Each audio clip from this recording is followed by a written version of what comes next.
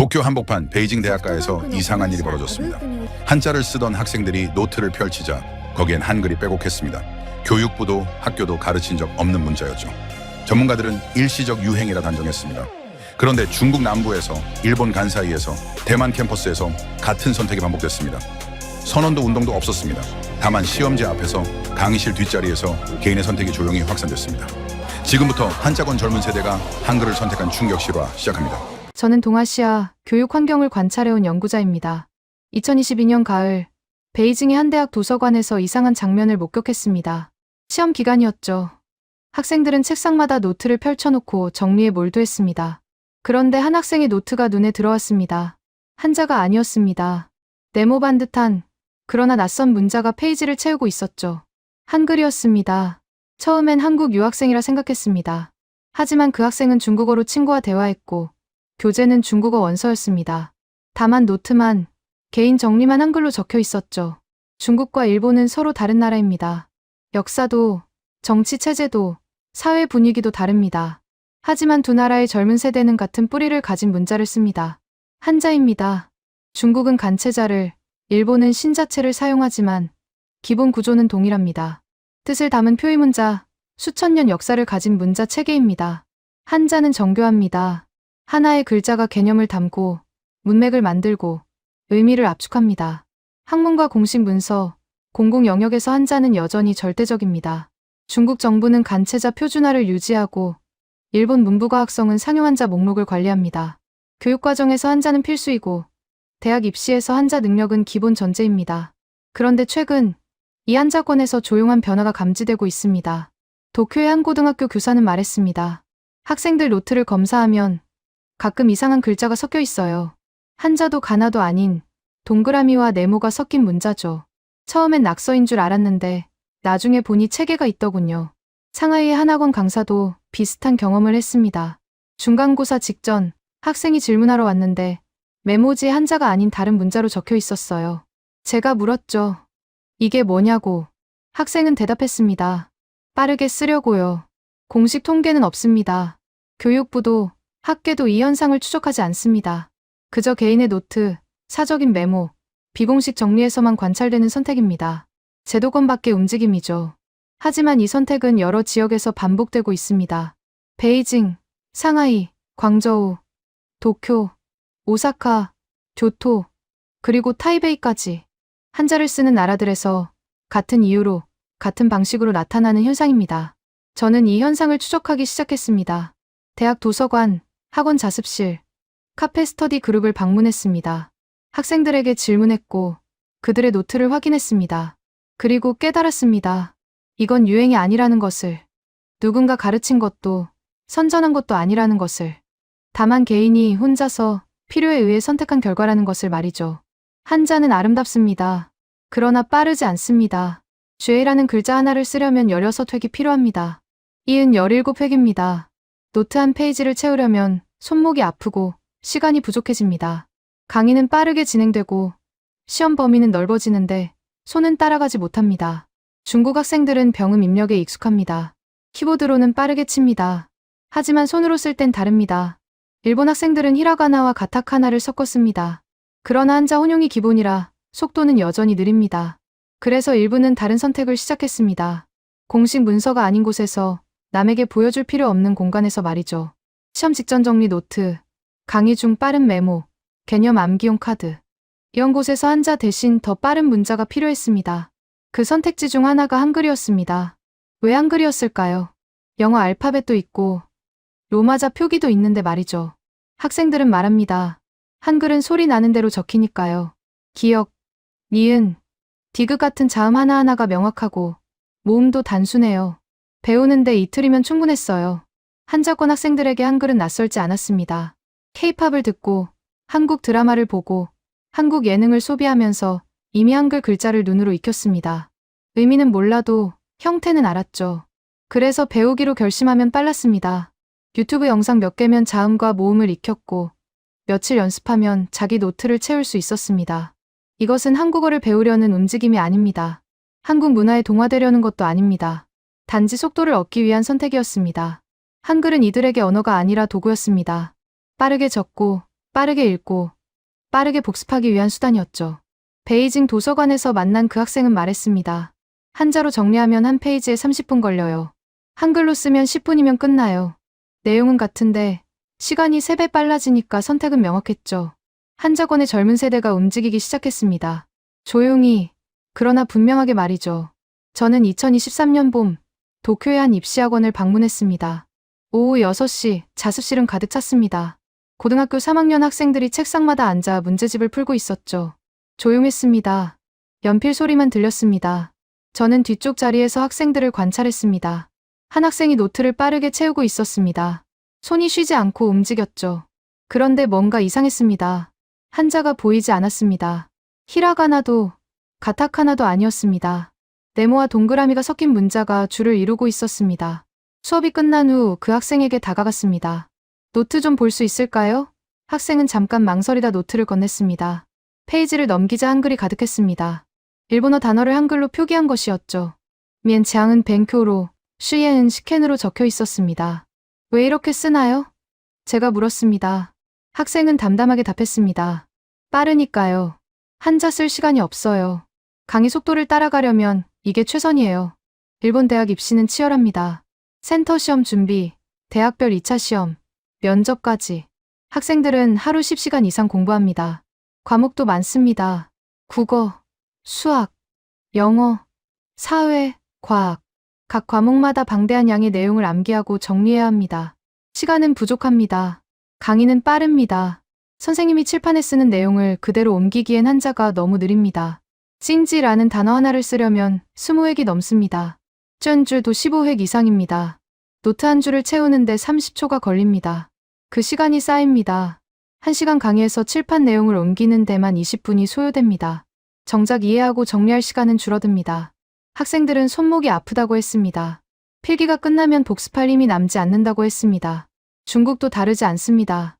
저는 같은 해 여름 상하이의 한 고등학교를 방문했습니다.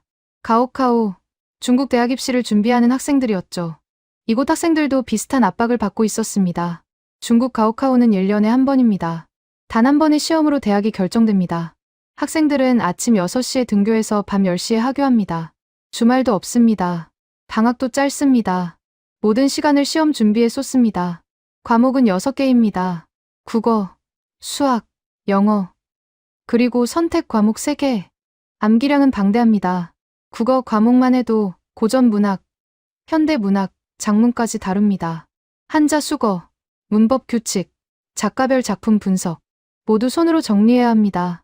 간체자는 전통 한자보다 획수가 적습니다. 그러나 여전히 느립니다. 쥐에쓰인 간체자로 쥐에쓰이지만 그래도 10획입니다. 찐지는 찐지로 줄었지만 14획입니다. 빠르게 쓰려다 획을 빼먹으면 글자가 틀립니다. 나중에 읽을 수 없게 됩니다. 상하이에서 만난 한 학생은 말했습니다. 선생님이 칠판에 쓴 내용을 그대로 옮기면 시험 범위를 다 못 끝내요. 그래서 저만의 방식으로 정리해요. 빠르게 적고 집에서 다시 정리하는 거죠. 그 학생의 노트에도 한글이 섞여 있었습니다. 중국어 병음을 한글로 적은 것이었죠. 예를 들어 찡지는 징지로, 쫀주는 정즈로 표기했습니다. 의미는 나중에 복습할 때 다시 확인하면 되고, 일단은 소리만 빠르게 적어두는 방식이었습니다.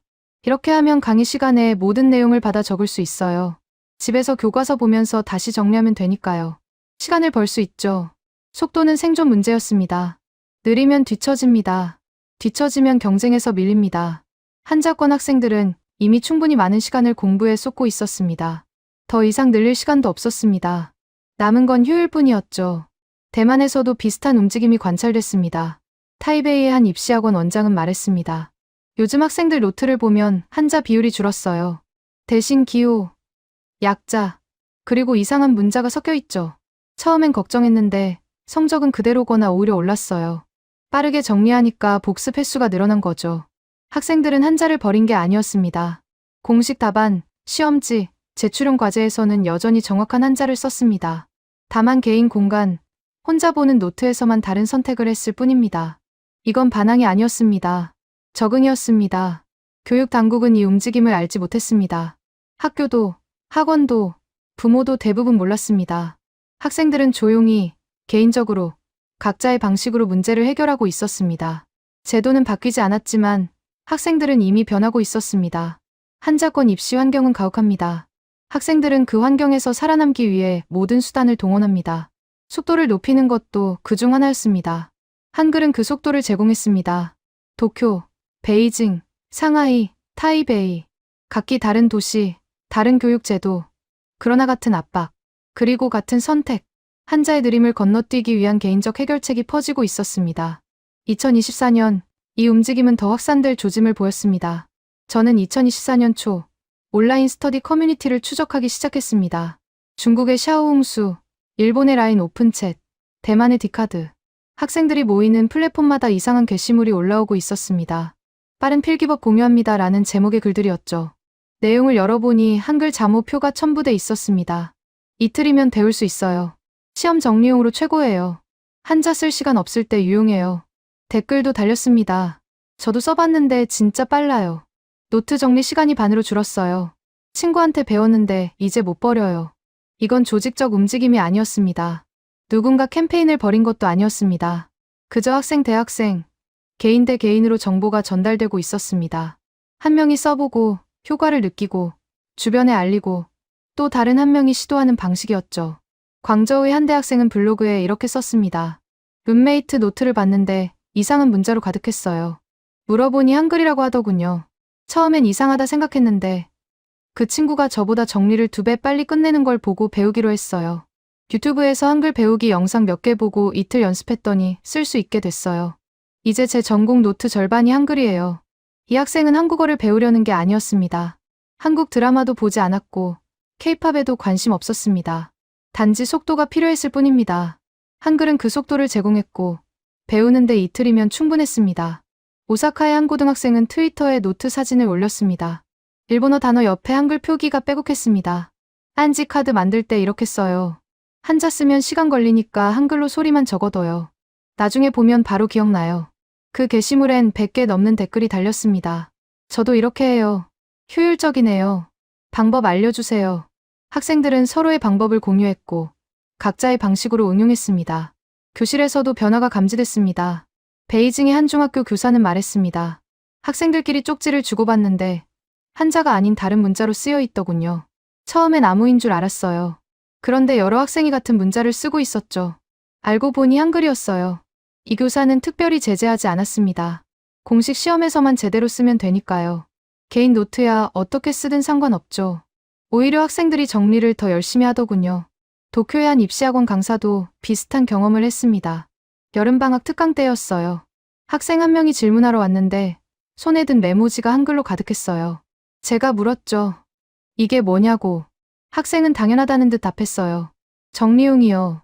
빠르거든요. 학생들은 숨기지 않았습니다. 부끄러워하지도 않았습니다. 그저 자연스럽게 필요에 따라 사용하고 있었습니다. 이건 비밀 코드가 아니었습니다. 금지된 것도 아니었습니다. 단지 개인의 선택이었습니다. 그러나 이 선택은 조용했습니다. 언론에 보도되지 않았습니다. 교육부는 몰랐습니다. 학계도 주목하지 않았습니다. 통계로 집계되지도 않았습니다. 그저 학생들 사이에서만, 도서관 자습실에서만, 스터디 그룹에서만 알려진 방법이었습니다. 대만 타이중의 한 학원에서는 이런 일도 있었습니다. 한 학생이 자신의 노트 정리법을 발표했는데 거기에 한글 표기가 포함돼 있었습니다. 다른 학생들이 관심을 보였고 수업 후 그 학생 주변에 사람들이 모였습니다. 어떻게 배웠어요? 어디서 배울 수 있어요? 그 학생은 유튜브 링크를 공유했습니다. 한글 기초를 가르치는 10분짜리 영상이었습니다. 일주일 후 같은 학원 학생 5명이 한글로 노트를 정리하기 시작했습니다. 한 달 후엔 10명이 넘었습니다. 이건 유행이 아니었습니다. 유행은 빠르게 퍼지고 언론이 주목하고 사람들이 이야기합니다. 그러나 이건 달랐습니다. 느리게, 조용히, 그러나 꾸준히 확산되고 있었습니다. 필요한 사람이 배우고 효과를 느끼고 주변에 알리는 방식이었죠. 중국 남부 광둥성의 한 고등학교에선 비슷한 패턴이 관찰됐습니다. 한 학급에서 시작된 한글 필기가 옆 학급으로 다른 학년으로 퍼졌습니다. 학교 당국은 몰랐습니다. 교사들도 대부분 몰랐습니다. 다만 학생들은 알고 있었습니다. 시험 정리할 때 써요. 암기 카드 만들 때 편해요. 빠르게 메모할 때 최고예요. 학생들의 답변은 일관됐습니다. 한국 문화에 대한 관심도 한국어 학습 의지도 아니었습니다. 단지 속도였습니다. 효율이었습니다. 시간을 아끼기 위한 선택이었습니다. 일본 교토의 한 대학 도서관에서는 흥미로운 장면이 펼쳐졌습니다. 시험 기간이었죠. 학생들이 자리마다 앉아 노트를 펼쳐놓고 있었습니다. 제가 걸어다니며 관찰했는데 10명 중 3명의 노트에 한글이 섞여 있었습니다. 비율이 높았습니다. 그리고 그들은 서로를 몰랐습니다. 각자 자기 자리에서 혼자서 같은 방법을 쓰고 있었습니다. 이건 우연이 아니었습니다. 독립적으로, 그러나 같은 이유로 같은 선택이 반복되고 있었습니다. 한자의 느림이라는 공통된 문제가 있었고, 한글이라는 공통된 해결책이 등장한 것이었습니다. 2024년 중반, 이 움직임은 더 이상 개별 사례가 아니었습니다. 패턴이었습니다. 현상이었습니다. 그리고 여전히 조용했습니다. 저는 2024년 가을, 예상치 못한 곳에서 같은 현상을 목격했습니다. 싱가포르였습니다. 싱가포르는 한자권 국가입니다. 공용어가 4개지만 중국계 인구가 70%를 넘습니다. 학교에서 중국어를 가르치고 거리 간판에 한자가 가득합니다. 그런데 이곳 학생들도 한글을 쓰고 있었습니다. 현지 한 고등학교 도서관에서 학생 노트를 확인했습니다. 중국어 교과서 옆에 한글로 정리된 노트가 놓여 있었죠. 학생에게 물었습니다. 왜 한글로 쓰나요? 답은 간단했습니다. 중국어 간체자도 느려요. 시험 범위 많을 땐 이게 빨라요. 싱가포르 교육은 경쟁이 치열합니다. O레벨, A레벨 시험을 거쳐 대학에 진학합니다. 학생들은 영어, 중국어, 수학, 과학을 동시에 준비합니다. 시간은 부족하고 암기량은 방대합니다. 효율이 필요했습니다. 친구가 알려줬어요. 한글 배우면 노트 정리가 빨라진다고요. 처음엔 안 믿었는데 한번 써보니 진짜 빨랐어요. 이제 중국어 과목 정리는 다 한글로 해요. 같은 달 말레이시아에서도 비슷한 사례가 발견됐습니다. 쿠알라룸푸르의 한 중국어 학교였습니다. 말레이시아엔 중국계 학교가 많습니다. 중국어로 수업하고 한자로 시험 봅니다. 그런데 여기서도 학생들이 한글로 개인 노트를 작성하고 있었습니다. 한자 너무 복잡해요. 쓸 때마다 틀려요. 한글은 틀릴 일이 없어요. 소리 나는 대로 쓰면 되니까요. 베트남에서도 관찰됐습니다. 호치민의 한 대학교였습니다. 베트남은 한자를 공식적으로 쓰지 않습니다. 과거엔 썼지만 지금은 로마자 기반 베트남어를 씁니다. 그런데 중국어를 배우는 학생들 사이에서 한글이 등장했습니다. 중국어 전공이에요. 한자 암기가 제일 힘들어요. 발음 외우는 건 병음으로 하는데 손으로 쓸 땐 한글이 더 편해요. 병음은 성조 표시가 복잡한데 한글은 그냥 소리만 적으면 돼요. 이 학생은 한국어를 따로 배우지 않았습니다. 중국어 수업만 듣고 있었습니다. 다만 중국어 발음을 빠르게 정리하기 위해 한글을 도구로 선택했을 뿐입니다. 태국 방콕에서도 같은 패턴이 나타났습니다. 한 중국어 학원에서였습니다. 태국 학생들이 중국어를 배우는데 한자 암기에 어려움을 겪고 있었죠. 그래서 일부는 한글로 발음을 정리하기 시작했습니다. 태국어는 성조가 있어요. 중국어도 성조가 있죠. 그런데 병음은 복잡해요. 한글은 간단해요. 기역, 니은, 디귿 같은 자음이 명확하고 모음도 쉬워요. 발음 외울 때 써요. 이건 더 이상 중국과 일본만의 현상이 아니었습니다. 한자를 쓰거나 배우는 모든 지역에서 같은 선택이 반복되고 있었습니다. 각기 다른 나라, 다른 언어, 다른 교육 제도, 그러나 같은 문제와 같은 해결책이었습니다. 홍콩에서도 비슷한 움직임이 관찰됐습니다. 홍콩은 번체자를 씁니다. 간체자보다 획수가 더 많습니다. 쥐은 16획, 꽝은 15획입니다. 손으로 쓰기엔 너무 복잡합니다. 한 대학생은 말했습니다. 번체자는 아름답지만 느려요. 수업 필기할 땐 속도가 중요해요. 그래서 한글로 광동어 발음을 적어요. 나중에 교과서 보면서 다시 정리하면 돼요. 이 학생은 광동어를 한글로 표기했습니다. 광동어는 중국어와 발음이 다릅니다. 성조도 더 많습니다. 그러나 한글은 그 발음을 표기할 수 있었습니다. 학생은 자신만의 표기 체계를 만들었고 그걸로 노트를 채웠습니다. 캐나다 밴쿠버에서도 사례가 발견됐습니다. 이곳엔 중국계 이민자가 많습니다. 중국어 학교도 여럿 있습니다. 한 중국어 학교 교사는 말했습니다. 학생들이 중국어 숙제를 할 때 한글로 메모하는 걸 봤어요. 처음엔 이상하다 생각했는데 알고 보니 여러 학생이 같은 방법을 쓰고 있더군요. 한국 친구한테 배웠다는 애들도 있고 유튜브로 배웠다는 애들도 있었어요.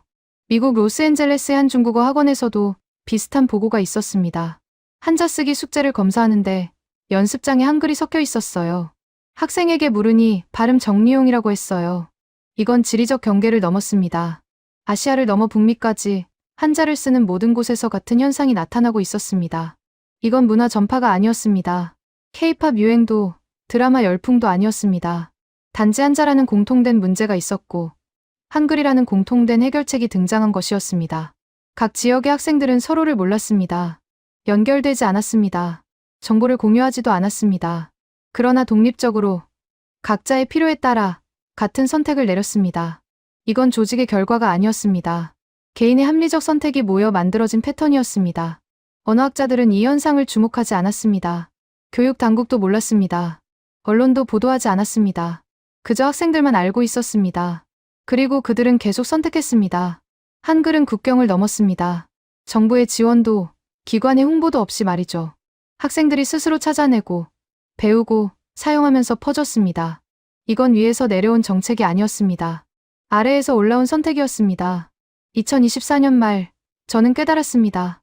이건 더 이상 예외가 아니라는 것을. 이건 흐름이라는 것을. 그리고 이 흐름은 누구도 계획하지 않았다는 것을 말이죠. 저는 2025년 초 데이터를 수집하기 시작했습니다. 온라인 서점 판매 기록을 추적했습니다. 중국 최대 온라인 서점에서 한글 학습서 판매량이 급증하고 있었습니다. 2023년 대비 2024년 판매량이 3배 늘었습니다. 특이한 건 구매층이었습니다. 한국어 회화책이 아니었습니다. 한글 자무 익히기, 한글 기초 쓰기, 이런 제목의 얇은 책들이었죠. 리뷰를 확인했습니다. 시험 정리용으로 샀어요. 이틀 만에 다 배웠어요. 한국 드라마 보려고 산 게 아니에요. 노트 필기 빠르게 하려고요. 한자 쓸 시간 없을 때 유용해요. 추천합니다. 구매자들은 한국어 학습자가 아니었습니다. 중국 내 학생들이었습니다. 그들은 한글 자체를 배우려는 게 아니라 한글을 도구로 쓰려고 책을 샀습니다. 일본 온라인 서점에서도 같은 패턴이 나타났습니다. 한글 입문서 판매량이 전년 대비 2배 이상 증가했습니다. 서평란엔 비슷한 내용이 반복됐습니다. 수험 공부에 도움됐어요. 빠른 메모용으로 좋아요. 한자보다 간단해서 편해요. 유튜브 조회수도 확인했습니다. 한글 기초 강의 영상들이 중국어권, 일본어권에서 수백만 조회수를 기록하고 있었습니다. 댓글을 분석하니 대부분 학생들이었습니다. 시험 준비 중인데 유용하네요. 친구가 추천해서 배우고 있어요. 한자 쓰기 힘들 때 이거 쓰면 빨라요. 이건 언어 학습이 아니었습니다. 실용적 필요였습니다. 영상 길이도 짧았습니다. 10분 내외였죠. 한국어 문법이나 회화는 없었습니다. 그저 기역, 니은, 디귿 같은 자음과 모음만 가르쳤습니다. 학생들은 그것만 알면 충분했습니다. 더 놀라운 건 온라인 노트 공유 플랫폼이었습니다.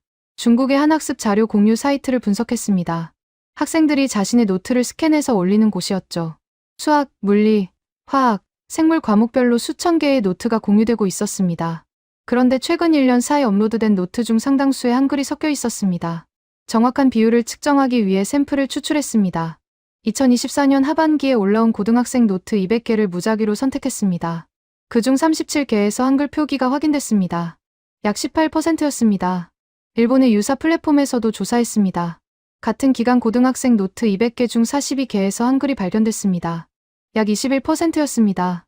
이건 더 이상 소수의 일탈이 아니었습니다. 상당한 규모의 학생들이 이 방법을 채택하고 있었습니다. 대만의 한 교육 연구자가 비공식 조사를 진행했습니다. 타이베이 시내 고등학교 5곳에서 학생들을 대상으로 설문을 했죠. 개인 노트 정리 시 한자 외 다른 문자를 사용하는가라는 질문이었습니다. 응답자 500명 중 97명이 예라고 답했습니다. 약 19%였습니다. 그중 81명이 한글을 사용한다고 밝혔습니다. 나머지는 로마자나 개인 기호를 썼습니다. 왜 한글을 선택했나라는 질문엔 이런 답변이 나왔습니다. 빠르고 정확해서요. 배우기 쉬워서요. 틀릴 일이 없어서요. 학생들의 답은 실용적이었습니다. 문화적 동경이나 정체성 문제가 아니었습니다. 단지 효율이었습니다. 싱가포르의 한 교육 컨설턴트는 흥미로운 관찰을 공유했습니다. 중국어 성적이 중위권인 학생들이 한글 필기를 많이 써요. 상위권은 한자를 빠르게 쓸 수 있으니까 필요 없고 하위권은 아예 포기한 상태죠. 중위권은 따라가려고 애쓰는데 한자가 발목을 잡아요. 그래서 속도를 얻기 위해 한글을 선택하는 거죠. 이 말은 중요한 지점을 건드렸습니다. 한글 필기는 성적 향상 도구였습니다. 포기가 아니라 노력의 일부였습니다. 학생들은 더 잘하기 위해, 더 빠르게 정리하기 위해 이 방법을 택했습니다. 실제로 효과는 있었습니다. 광저우의 한 학생은 말했습니다. 한글로 정리하기 시작한 후 복습 횟수가 늘었어요. 전엔 노트 정리에 시간 다 쓰고 복습 못했는데 이제 빨리 정리하고 복습도 여러 번 해요. 성적도 올랐어요. 도쿄의 한 학생도 비슷한 경험을 했습니다. 중간고사 준비할 때 한글로 정리했어요. 시간이 남아서 문제집을 2번 더 풀 수 있었어요. 점수가 10점 올랐어요. 이건 통계적으로 검증되지 않은 개별 사례입니다. 그러나 여러 지역에서 비슷한 증언이 나왔습니다. 한글 필기가 학습 효율을 높였다는 체감이었습니다. 온라인 학습 커뮤니티에서도 이 방법을 추천하는 게시물이 늘었습니다. 시험 정리 꿀팁이라는 제목 아래 한글 자모표가 첨부됐고 수백 개의 댓글이 달렸습니다. 저도 써봤는데 진짜 빨라요. 이거 모르는 사람 있어요? 다들 쓰는 줄 알았는데 2025년 초 이 현상은 더 이상 숨겨진 것이 아니었습니다. 데이터가 쌓였고 증거가 나타났고 규모가 확인됐습니다. 다만 여전히 제도권 밖이었습니다. 교육 당국은 몰랐고 언론은 보도하지 않았고 학계는 주목하지 않았습니다. 하지만 학생들은 알고 있었습니다. 그리고 계속 선택했습니다. 조용히, 그러나 확실하게 말이죠. 저는 2025년 봄 한국제 언어학 세미나에 참석했습니다. 아시아 지역 언어 교육 전문가들이 모인 자리였습니다. 중국, 일본, 대만, 싱가포르에서 온 학자들이었죠. 발표 주제는 디지털 시대의 문자 사용 변화였습니다. 그런데 질의응답 시간에 예상치 못한 질문이 나왔습니다. 한 중국 교육학자가 손을 들었습니다. 최근 학생들이 개인 노트의 한자가 아닌 다른 문자를 사용하는 사례가 관찰되는데 이에 대한 연구가 있습니까? 좌장이 되물었습니다. 어떤 문자를 말씀하시는 겁니까?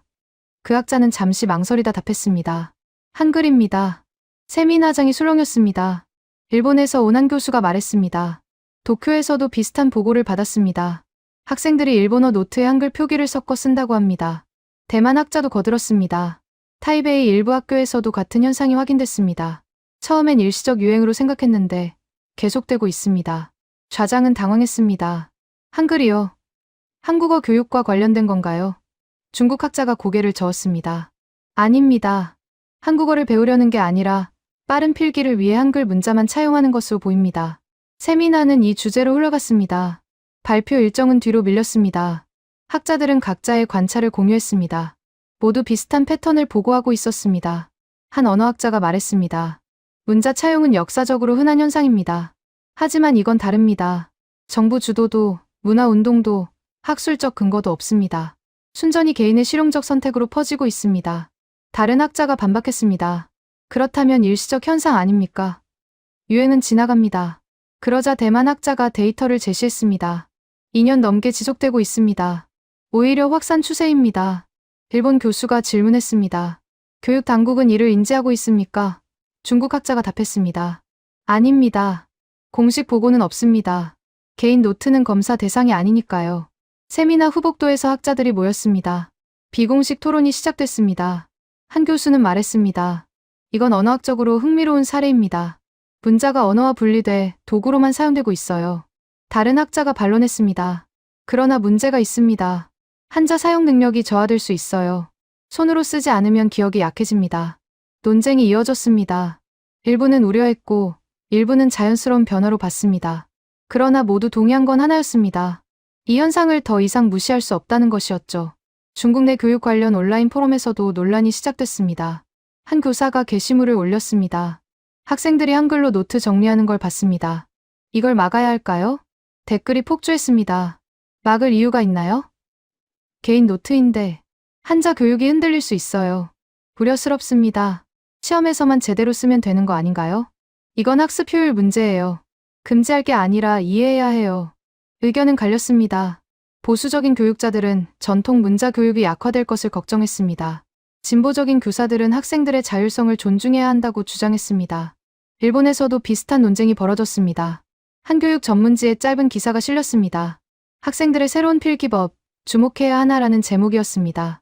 기사는 현상을 소개하고 전문가 의견을 실었습니다. 한 교육학 교수는 말했습니다. 디지털 시대엔 타이핑이 중심입니다. 손글씨 중요성이 줄었죠. 개인 노트에서 다른 문자를 쓰는 건 자연스러운 변화일 수 있습니다. 반대 의견도 있었습니다. 한자는 일본 문화의 핵심입니다. 이를 대체하는 움직임은 우려스럽습니다. 그러나 기사는 큰 반향을 일으키지 못했습니다. 주류 언론은 관심을 두지 않았습니다. 이건 여전히 제도권 밖 현상이었습니다. 온라인에선 반응이 달랐습니다. 학생 커뮤니티에서 기사가 공유됐고 수백 개의 댓글이 달렸습니다. 저도 써요. 문제될 거 없는데. 어른들은 모르는 거예요. 이게 얼마나 편한지. 금지하면 더 쓸 거예요. 학생들은 방어적이지 않았습니다. 당당했습니다. 자신들의 선택이 합리적이라 믿었고 누구도 막을 수 없다고 생각했습니다. 싱가포르에서는 한 교육 칼럼니스트가 이 주제로 글을 썼습니다. 학생들이 선택한 효율, 우리가 배울 점은 이라는 제목이었습니다. 칼럼은 현상을 긍정적으로 해석했습니다. 학생들은 주어진 환경에서 최선의 해법을 찾았습니다. 한글은 배우기 쉽고 쓰기 빠르고 오류가 적습니다. 교육자들이 막을 게 아니라 학생들의 창의성을 인정해야 합니다. 그러나 칼럼도 큰 파장을 일으키지 못했습니다. 일부 교사들이 공감했고 일부 학부모들이 우려했지만 정책으로 이어지진 않았습니다. 홍콩의 한 중국어 교사는 수업 시간에 이 문제를 다뤘습니다. 너희 중 한글로 노트 쓰는 사람, 손을 든 학생이 5명이었습니다. 반 학생 30명 중이었죠. 교사는 물었습니다. 왜 그렇게 하지? 한 학생이 답했습니다. 빠르니까요. 선생님, 한자는 너무 복잡해요. 시험엔 한자로 쓰지만 개인 정리는 빠른 게 좋아요. 교사는 더 묻지 않았습니다. 금지하지도 않았습니다. 그저 이해했습니다. 학생들이 살아남기 위해 찾아낸 방법이라는 걸 말이죠. 대만의 한 학부모 단체에서는 우려의 목소리가 나왔습니다. 아이들이 한자를 잊어버리면 어떡하나요? 전통이 사라지는 게 아닙니까? 그러나 학생들은 한자를 잊지 않았습니다. 시험에선 여전히 정확한 한자를 썼습니다. 공식 문서, 작문, 모든 평가에서 기준을 충족했습니다. 다만 혼자 볼 노트에서만 다른 선택을 했을 뿐입니다. 언어학계는 당혹스러워했습니다. 이건 교과서에 없는 현상이었습니다. 역사적 선례도 명확하지 않았습니다. 정책도, 운동도, 이론도 없이 학생들이 스스로 만들어낸 변화였습니다. 한 언어학자는 말했습니다. 이건 언어 변화가 아닙니다. 문자 도구화입니다. 한글이 언어로서가 아니라 순전히 표기 수단으로 채택되고 있어요. 전례 없는 사례죠. 2025년 중반, 논쟁은 계속됐습니다. 그러나 결론은 나지 않았습니다. 학계는 관찰했고, 교육자들은 고민했고, 학생들은 계속 선택했습니다. 저는 2025년 가을, 결정적 장면을 목격했습니다. 베이징의 한 교육 박람회였습니다. 학습 도구, 교재, 교육 서비스를 전시하는 행사였죠. 수백 개 부스가 늘어서 있었습니다. 그런데 한 부스가 눈에 들어왔습니다. 효율적 학습 필기법이라는 간판이 걸려 있었습니다. 부스엔 학생들이 몰려 있었습니다. 다가가서 확인했습니다. 한글 자모표가 전시돼 있었습니다. 기역, 니은, 디귿부터 모음까지. 그리고 중국어 발음을 한글로 표기하는 방법이 설명돼 있었죠. 부스 담당자에게 물었습니다. 이게 뭡니까? 그는 당연하다는 듯 답했습니다. 학생들이 이미 쓰고 있어요. 저희는 체계화했을 뿐이죠. 한글 배우는 법, 중국어 병음 대응 표기법, 암기 효율 높이는 노트 정리법까지 제공합니다. 이건 상품이었습니다. 학생들의 자발적 선택이 시장 상품으로 만들어진 것이었습니다. 부스엔 작은 책자가 판매되고 있었습니다. 이틀 만에 배우는 빠른 필기 문자라는 제목이었죠. 가격은 15위안, 약 2,500원이었습니다. 학생 한 명이 책자를 샀습니다. 제가 물었습니다. 이걸 왜 사나요? 학생은 웃으며 답했습니다. 친구가 한글 쓰는데 저도 배우고 싶어서요. 유튜브로 배울 수도 있지만 책이 더 정리돼 있어서요. 같은 시기, 일본에서도 비슷한 움직임이 나타났습니다. 도쿄의 한 서점에 학습 효율 코너가 생겼습니다. 거기 한글 입문서가 진열돼 있었습니다. 표지엔 이렇게 쓰여 있었습니다. 시험 정리 속도 2배로. 서점 직원에게 물었습니다. 이 책 많이 팔립니까? 직원은 고개를 끄덕였습니다. 중고등학생들이 많이 사가요. 특히 시험 기간 전에요. 입소문으로 퍼진 것 같아요. 교육 산업이 반응하기 시작한 것입니다. 학생들의 수요를 포착하고 그걸 상품으로 만들었습니다. 이건 더 이상 지하 현상이 아니었습니다. 시장이 인정한 것이었습니다. 온라인 학습 플랫폼에서도 변화가 일어났습니다. 중국의 한 인기 학습 앱이 새로운 기능을 추가했습니다. 빠른 메모 모드였습니다. 사용자가 한글로 중국어 발음을 입력하면 앱이 자동으로 한자로 변환해주는 기능이었죠. 앱 개발자는 공지에 이렇게 썼습니다. 많은 학생이 빠른 정리를 위해 다양한 방법을 사용하고 있습니다. 저희는 그 선택을 지원합니다. 다운로드 수가 급증했습니다. 출시 한 달 만에 10만 명이 넘는 학생이 이 기능을 사용했습니다. 리뷰엔 호평이 쏟아졌습니다. 이거 진짜 편해요. 왜 진작 안 만들었어요? 수험생 필수 기능이에요. 일본에서도 유사한 앱이 등장했습니다. 빠른 필기 어시스턴트라는 이름이었습니다. 일본어 발음을 한글로 입력하면 한자로 변환해주는 기능이었죠. 학생들 사이에서 빠르게 퍼졌습니다. 대만의 한 학원에선 새로운 수업이 개설됐습니다. 효율 노트 작성법이었습니다. 수업 내용엔 한글 기초가 포함돼 있었습니다. 학원 원장은 말했습니다. 학생들이 이미 쓰고 있어요. 저희는 더 체계적으로 가르치는 겁니다. 한글 자모 익히기, 중국어 발음 대응 방법, 효율적 복습 전략까지요. 학부모님들도 이해하세요. 성적만 오르면 방법은 중요하지 않다고요. 수업은 인기를 끌었습니다. 한 달에 2번, 각 2시간씩 진행됐습니다. 수강생은 30명이었습니다. 모두 중고등학생이었죠. 홍콩의 한 교육 컨설팅 회사는 보고서를 발표했습니다. 제목은 학생 주도 학습 혁신 사례 분석이었습니다. 보고서엔 한글 필기 현상이 포함돼 있었습니다. 학생들은 주어진 도구에 만족하지 않고 더 나은 방법을 찾았습니다. 한글은 그 해답 중 하나였습니다. 교육자들은 이를 금지할 게 아니라 이해하고 지원해야 합니다. 보고서는 교육 관계자들 사이에서 회람됐습니다. 일부는 공감했고 일부는 여전히 우려했습니다. 그러나 모두 인정했습니다. 이건 무시할 수 없는 현상이라는 것을 말이죠. 싱가포르의 한 중국어 교사는 수업 방식을 바꿨습니다. 한자를 배우되 개인 정리는 각자 편한 방법으로 하라고 말했습니다. 시험에서만 정확한 한자를 쓰면 됐습니다. 학생들은 자유를 얻었고 성적은 떨어지지 않았습니다. 처음엔 걱정했어요. 학생들이 한자를 잊을까 봐요. 그런데 아니더군요. 오히려 복습을 더 많이 하니까 기억이 더 오래 갔어요. 빠르게 정리하고 여러 번 보고 시험 전에 한자로 다시 쓰는 거죠. 효율이 올랐어요. 말레이시아의 한 중국어 학교에서도 비슷한 접근이 시도됐습니다. 노트는 자유, 시험은 정확이라는 원칙이었습니다. 학생들은 환영했고 학부모들도 받아들였습니다. 베트남의 한 중국어 학원에선 한글 기초를 정규 커리큘럼에 넣었습니다. 중국어 발음 표기 도구로서 한글을 가르치는 것이었죠. 일주일에 1시간, 총 4주 과정이었습니다. 학생들은 빠르게 익혔고 중국어 암기 속도가 빨라졌다고 보고했습니다. 병음보다 직관적이에요. 성조 표시는 따로 하지만 기본 소리는 한글이 더 명확해요. 2025년 말 시장과 교육 현장이 움직이기 시작했습니다. 금지나 저항이 아니라 수용과 지원이었습니다. 학생들의 선택을 막을 수 없다면 차라리 더 나은 방법을 제공하는 게 낫다는 판단이었죠. 한 중국 교육학자는 말했습니다. 이건 문화 침략이 아닙니다. 학생들이 한국인이 되려는 게 아니에요. 단지 빠른 도구를 선택한 겁니다. 우리가 할 일은 그 도구를 제대로 쓸 수 있게 돕는 거죠. 일본의 한 교육 칼럼니스트는 이렇게 썼습니다. 학생들은 이미 앞서갔습니다. 어른들이 따라가야 할 차례입니다. 인정의 순간이었습니다. 저항에서 수용으로, 우려에서 지원으로 학생들의 선택이 정당성을 얻기 시작했습니다. 저는 2026년 초 다시 베이징 도서관을 찾았습니다. 4년 전 이곳에서 처음 한글 노트를 봤습니다. 그때는 한 명뿐이었죠. 지금은 달랐습니다. 자습실을 돌아보니 10명 중 4명의 노트에 한글이 섞여 있었습니다. 더 이상 예외가 아니었습니다. 일상이었습니다.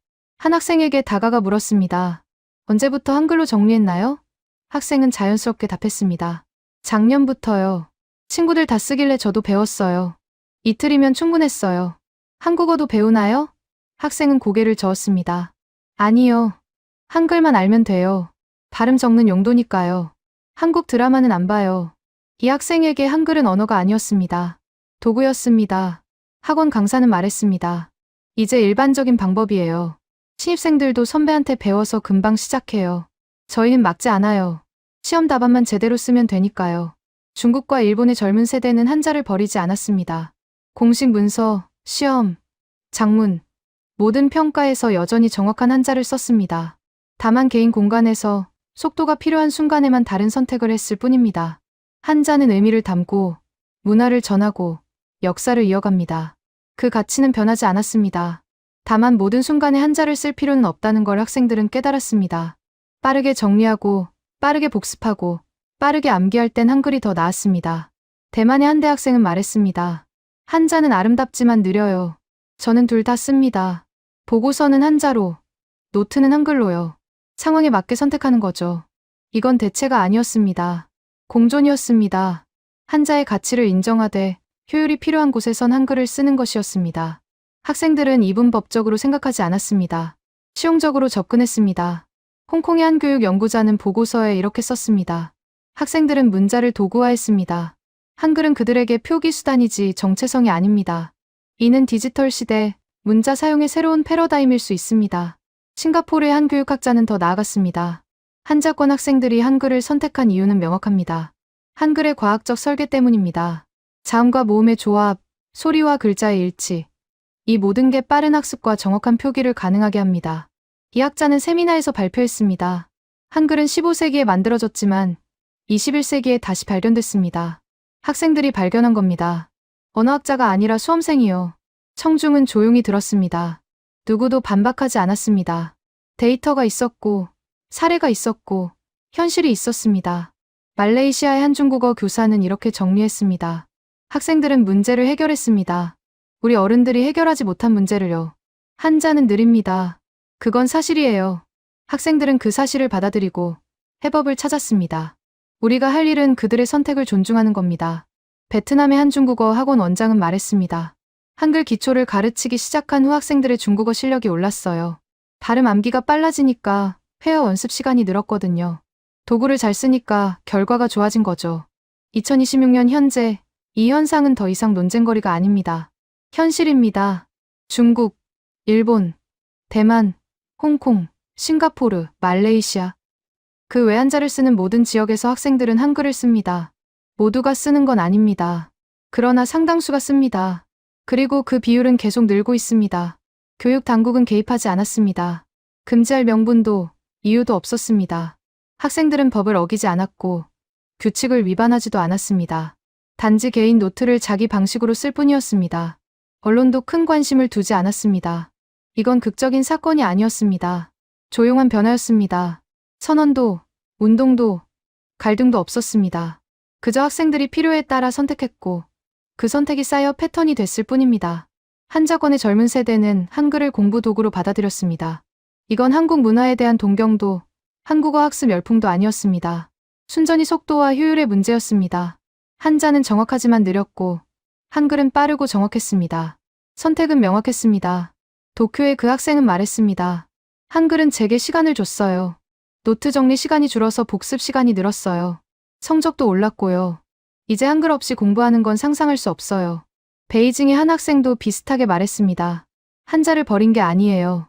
한자는 여전히 중요해요. 다만 모든 순간에 한자를 쓸 필요는 없다는 걸 깨달았어요. 속도가 필요한 순간엔 한글이 답이에요. 대만의 한 학생은 이렇게 덧붙였습니다. 친구들이 물어봐요. 넌 한국인이 되고 싶냐고요. 저는 대답해요. 아니, 난 그냥 시험에서 좋은 점수 받고 싶을 뿐이야 라고요. 한자권 젊은 세대의 선택은 단순했습니다. 한자를 버리려는 게 아니라 느린 순간을 건너뛰려는 것이었습니다. 한글은 그 순간을 건너뛰게 해주는 달이었습니다. 2026년, 저는 이 이야기를 정리합니다. 시작은 베이징 도서관 한 학생의 노트였습니다. 끝은 아직 보이지 않습니다. 학생들은 여전히 선택하고 있고 그 선택은 계속 퍼지고 있습니다. 누군가는 이걸 문화 변화라 부를 겁니다. 누군가는 실용주의라 말할 겁니다. 저는 이렇게 생각합니다. 이건 젊은 세대가 스스로 찾아낸 해법이라고요. 어른들이 주지 않은 것을 스스로 찾아낸 것이라고요. 한글은 이제 한자권 학생들에게 낯선 문자가 아닙니다. 공부를 빠르게 만드는 가장 현실적인 도구입니다. 그리고 그 도구를 선택한 건 정부도 학교도 부모도 아닌 학생들 자신이었습니다. 속도가 필요한 시대입니다. 학생들은 그 속도를 찾았습니다. 한글이 그 속도를 줬습니다. 이게 전부입니다.